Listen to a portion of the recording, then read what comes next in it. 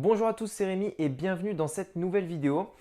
Alors voilà, dans cette vidéo, comme vous avez pu le voir dans le titre, nous allons voir ensemble comment augmenter la valeur de vos clients. Donc ça peut être valable en dropshipping, ça peut être valable pour des produits, des infoproduits, etc. En fait, pour n'importe quel business, ce que je vais vous dire là, c'est valable. Donc voilà, si vous avez envie de créer une boutique en ligne, de créer votre business d'infoproduits ou alors que vous avez un autre business différent et qui n'est même peut-être pas en ligne, eh bien cette vidéo est faite pour vous. Donc voilà, alors aujourd'hui, je vais vous présenter vraiment la stratégie que moi j'utilise pour augmenter la valeur en fait de mes clients, la valeur on va dire du panier si je peux dire, la valeur qu'un client a pour mon entreprise. Alors voilà, vous avez sûrement déjà entendu parler des upsells et des downsells. Alors pour ceux qui ne connaissent pas du tout, je vais reprendre. Ma stratégie va être différente de cela, mais je vais reprendre quand même. Alors, upsell, voilà, ouais, je pense que vous voyez bien, et downsell. Putain, j'écris n'importe comment. Hop, je vais reprendre. Ok. Alors, upsell et downsell. Ok. Un upsell, qu'est-ce que c'est?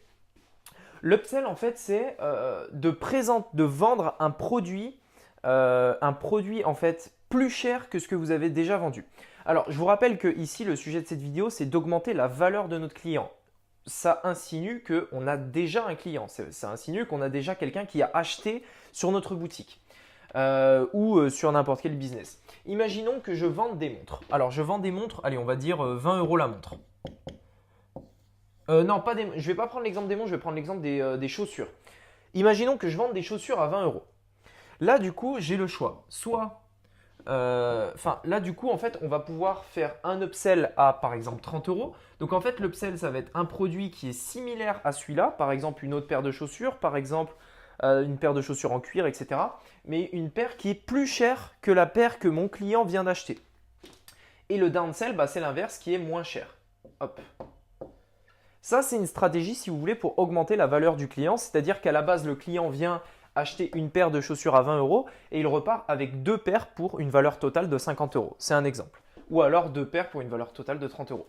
Mais moi, ce que je vais vous dire dans cette vidéo, c'est une stratégie un peu différente.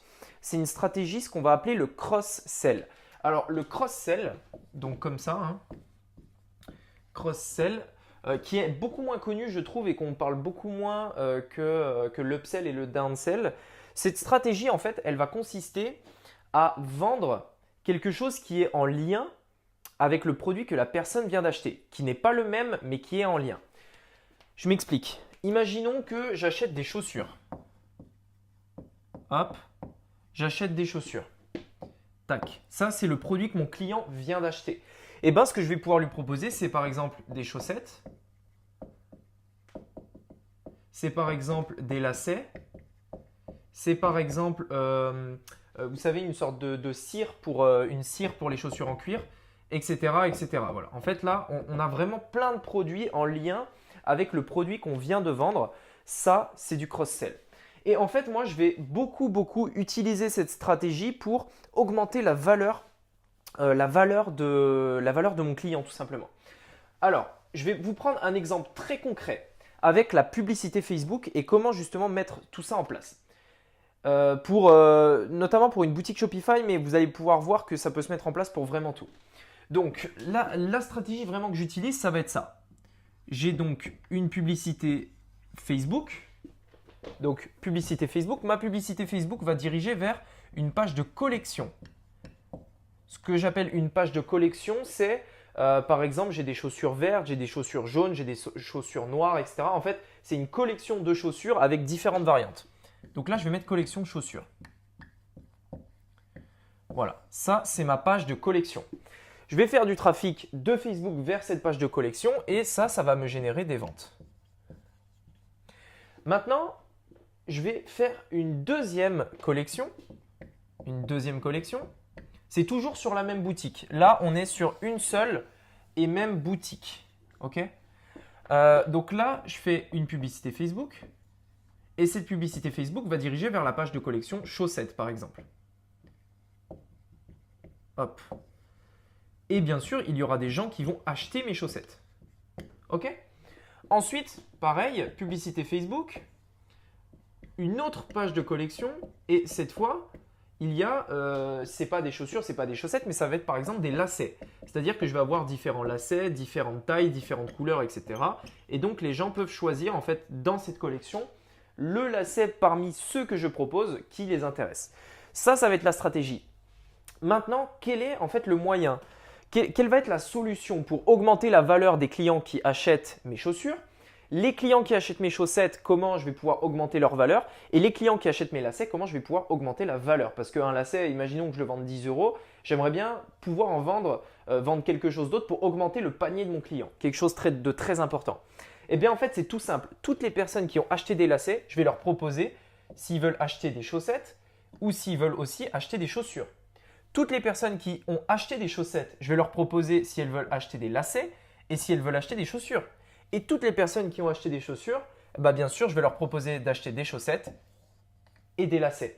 Et en fait, ça, c'est quelque chose que vous pouvez mettre en place tout de suite. Donc, ça peut être dans le business e-commerce, ça peut être dans n'importe quel business.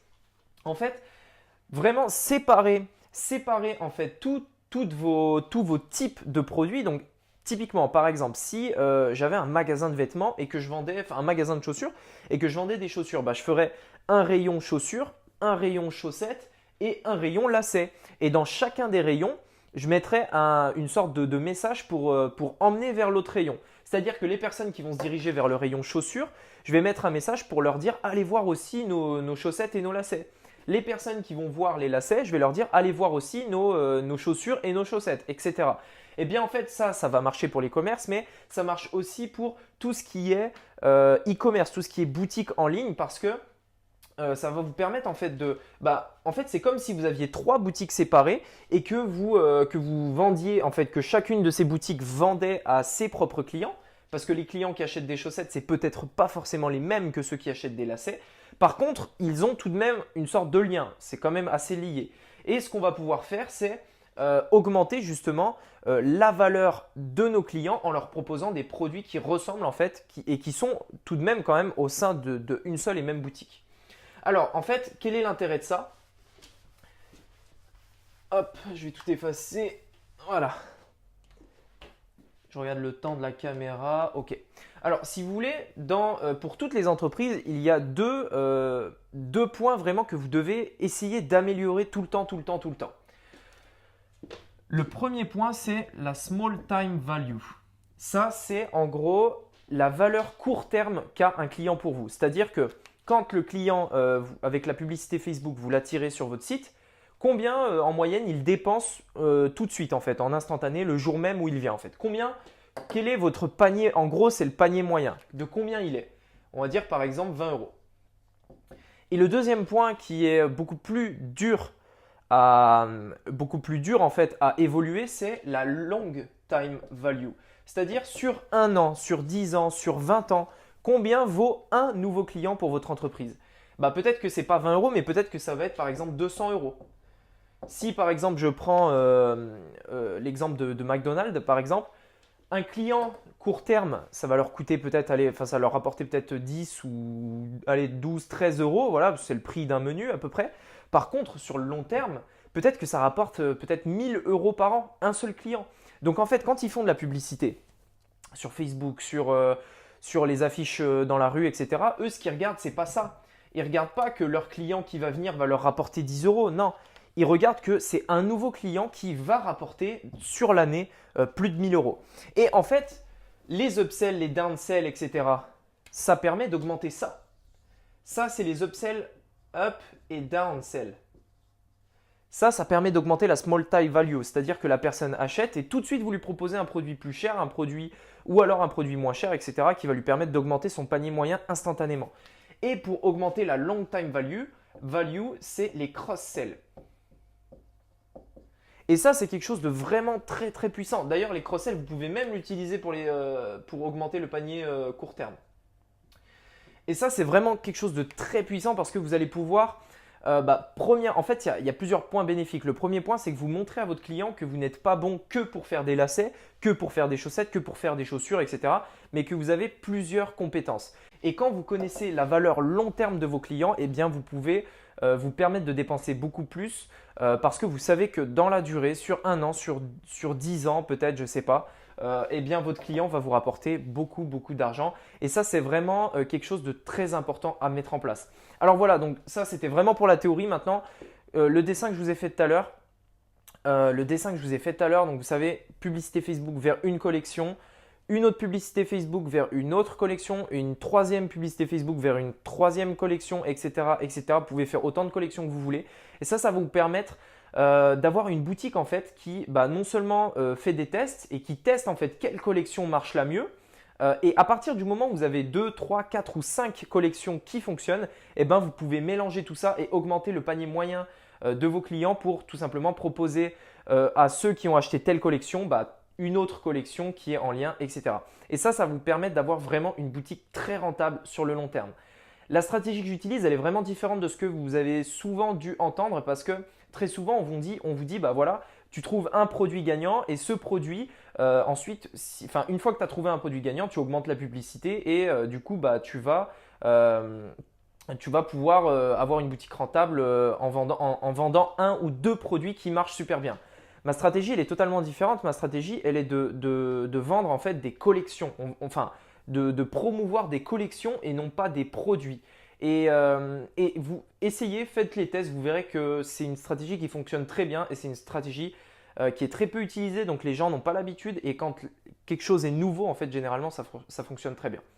Voilà, écoutez, merci de m'avoir écouté. J'espère que cette vidéo vous a plu. On se dit à demain pour une nouvelle vidéo. Allez, ciao!